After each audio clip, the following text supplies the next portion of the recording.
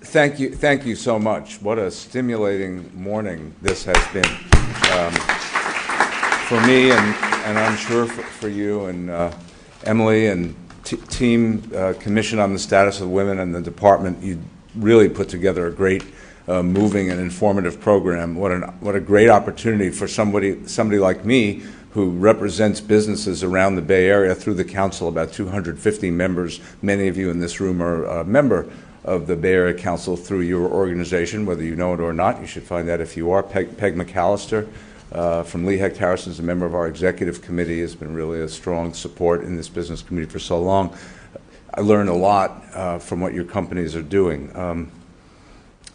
When I left this morning, my wife, Christina, was sick, and I didn't know if she'd get a chance to say goodbye, but as she said goodbye, she said, good luck in your conference on gender inequality. My wife, who's studying for her PhD in psychology and focuses on gender issues, also apparently has a sense of humor, I thought. But then I thought, well, not funny because of everything we discussed today. The fact is, with all the progress that's been made, we're still in a situation where there's a terrific amount of inequality, but we're beginning to address it, and in typical San Francisco and Bay Area, California fashion, we're leaders, and from what I heard around the tables and in this room, and the incredible comments from that group that you brought up to inform us of what they and their companies are doing, we're making good progress, and we know what we need to do, and we're doing it.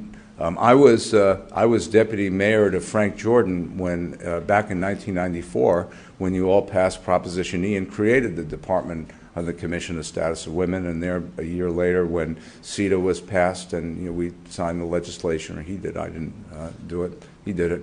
But it was great to be involved in the movement back in that time, and so much. It's a great department. It's a great institution in this city that we're so fortunate to have. I was fortunate to be a young fellow here in San Francisco, came out from New York, and my first sort of real job was working for then Mayor Dianne Feinstein. And so anyone who asks me if you can read this, she is my mentor. I've learned a lot from a lot of people, but I learned more from now Senator Feinstein than anyone else. And I always ask when I run into trouble, and I always run into trouble, what would Dianne do? And I'm not kidding. And this, being chief of staff to Mayor Jordan, I ran into a lot of trouble, you may remember, and I do in this job, and it's just been a guiding light. Later, I worked for a company named Providian Financial, and the person who hired me and was my mentor there is a woman named Ellen Ritchie, who today is the general counsel for Visa. And so I've been fortunate to have women as leaders in my life, and so I've kind of come to take this for granted. I also have two daughters, post-college, UC Davis, so I've got a lot of women around who inform me of what I'm supposed to be doing, and so and I've watched their education. A lot of the conversations about what happens in the education, in the life of a woman, and the obstacles were present in my life, and I talk about them, and I talk with my daughters about them, and I encourage them to within their workplaces and their careers to be able to address these things, and they're vexing issues. I've been at the Bay Area Council for 10 years, and I'm really proud of where the organization has come. And Lizzie's comment that we're the premier regional business association in the country is really generous, but also very kind. And I've done a lot of things I'm personally proud of, and my team, Rufus and Virginia, who helped co-sponsor and put this event on, and a whole bunch of other people have done. But one thing I'm really proud to have done is I was the CEO who made sure that the Bay Area Council had its first woman as chair of the organization. Our previous chairman, Janet Lampkin, who was president of the Bank of America, was for the first time the first woman to chair the Bay Area Council. She will not be the last.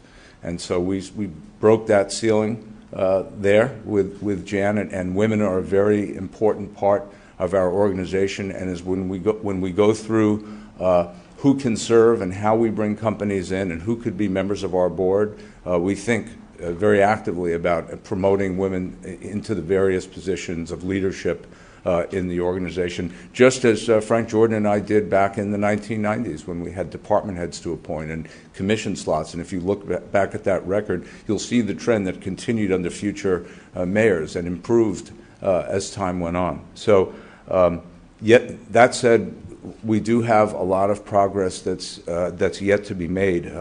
I had a conversation. I was at one of our executive committee meetings a few weeks ago, and there, I'm very lucky to have my board of directors of the CEOs of your companies and regional leaders and so forth. So the fellow Kaushik Rajapal, I'm outing him for his comment, but I don't think he'd mind, from McKinsey, he's the managing partner over there, was having a conversation with another member, and all I was doing was listening to what he said. It was just before the meeting started, and I heard him say that the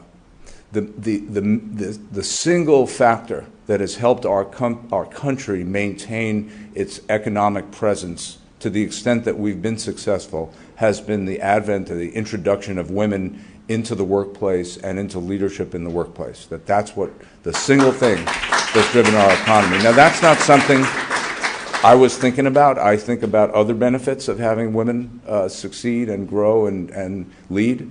But I hadn't thought about that, and some of the comments today that I heard sort of move around that issue. We need to do more to make sure people understand the power of that. And what he sort of said, which I might disagree with, was, well, now what do we do? And I think you answered that question today. There's more to do, and the economy has more benefit to gain as women continue to not only enter the workforce, but succeed in it and lead it in the future. And we have a lot of companies in this region who are being led by women, and it seems to me they're doing a lot better with women at the helm than they might have been doing with the men before them, I say guiltily. So I think there's tremendous opportunity ahead, and we're just getting started on this discussion. I'm going from here. Many of you will probably go to meet or hear from Michelle Obama after this meeting, because she's going to be in the hood here. I'm headed up to Sacramento to meet with Governor Brown and Maria Shriver, who's just recently introduced her report, sobering report on things, and we're going to have that discussion. And I think Maria can play a really big role in this, as other women have stepped up to do the same. Of course, she's been doing it for quite some time. As was mentioned, this is just the beginning. Still the beginning of the conversation. So our organization wants to be part of this, and we are going to be holding the next event on March 18th down in Redwood Shores, and you have this in your packet, so we hope you'll attend to it. You're invited. Gender Partnership, the Economic Imperative for the 21st Century. Bay Area Council in partnership with Gender Allies, Ray Arata smiling in the back. If you have questions about this event, you can talk to me or talk to Ray about it, or Rufus or Virginia. But we plan to have a very impactful event in a couple of months to keep the conversation going. And it won't be the end of it. It'll just be the next piece of the puzzle. I'm honored to be part of this today. We're excited to lead where we can. I think there's a lot of opportunities for our organization to do a lot better. We're doing some good things, but we can do a lot better with your help. If you're a member of the Bay Area Council, be involved. And you can be involved on this issue or be involved with other issues, but as women leaders, be present.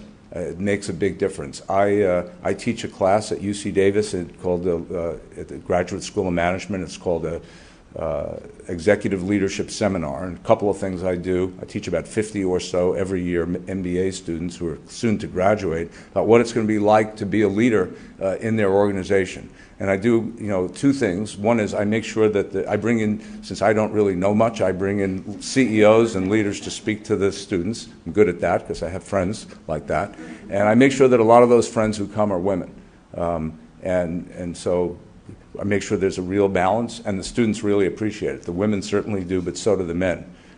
So that's one thing I do. The other thing I do is I encourage, especially the women in the class, and it's usually pretty balanced as it is this year, and I tell them to get involved in different aspects of their organization, and that was talked about in a couple of different fashions here today. Don't just get narrowed in to what it is you do day to day, but get involved in other aspects, because that's going to help you individually and as a woman demonstrate leadership within your organization, and it's going to help not just you, but it's going to help your peers and future women who come in. And so far, since I've been teaching it for a while, some of the women who I've taught or had the chance to work with have come back and said it's made a difference.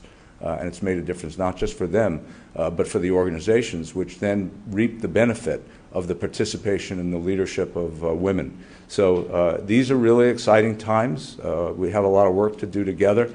What a strategic advantage we have here in our city and in our region, because we recognize this and we're enabling it and we're supporting it. It's one of the reasons why our region has become one of the competitive centers, that maybe the top most innovative and competitive center in the world, is because we support this, we honor it, and we do everything in our power to make this happen. And as a leader of the Bay Area Council, I'm going to do that and continue to do it with your help. So thank you, Emily and company, for being our partner in this. It's just great.